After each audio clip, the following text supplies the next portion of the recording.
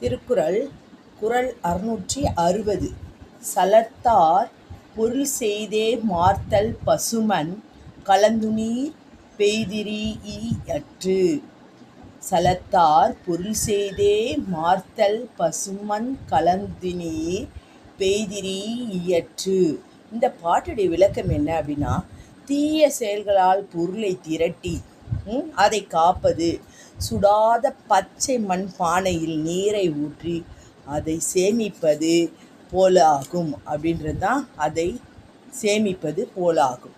அதாவது தீய செயல் செய்து ஒரு பொருளை நாம் சேர்த்து வைப்பது எப்படி இருக்கும், அப்படி அதை சேர்த்து காப்பது எப்படின்னா, சுடாத மண்பானை இல்லை, நம்ம நீர் ஊற்றா நிற்குமா, பானை இதுவாகிடும் இல்லைங்களா.